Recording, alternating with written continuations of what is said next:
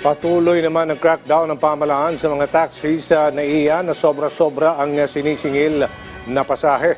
Pero may isa pang inaksyonan ng otoridad. Ito ay ang isang motorcycle taxi rider na sobra din umano ang siningil sa kanyang pasahero mula sa naturang paliparan. Si Bernard Ferrer sa sentro ng balita. Patuloy ang libreng inter-terminal shuttle service sa Ninoy Aquino International Airport. Ayon sa Manila International Airport Authority, ang naturang shuttle ay regular na umiikot sa 3 terminal ng paliparan at madaling matagpuan sa mga arrival bay. Ito ay tugon sa mga ulat na pananamantala ng ilang taxi driver na naniningil ng sobra sa mga pasaherong nagnanais lamang lumipat ng terminal.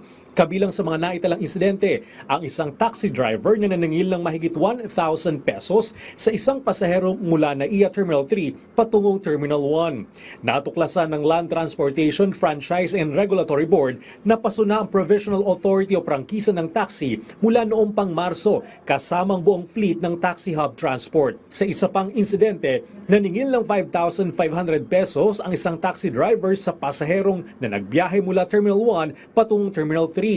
Sinuspindi naman ng Land Transportation Office ang lisensya ng isang rider ng ride-hailing app patapos umanong maningil ng 2,000 pesos sa isang pasaherong sumakay mula Terminal 3 patungong Cainta, Rizal.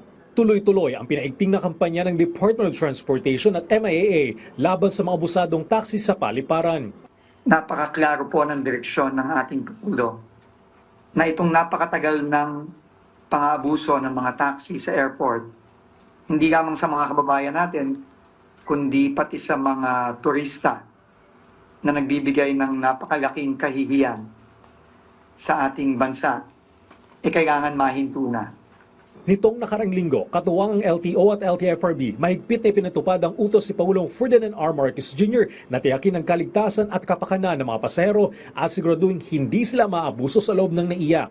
Isa sa ilalim sa public auction ng LTO ang mga sasakyang na-impound mula noong pang 2023 at mga nakaraang taon na hindi pa nakukuha ng kanilang mga may-ari.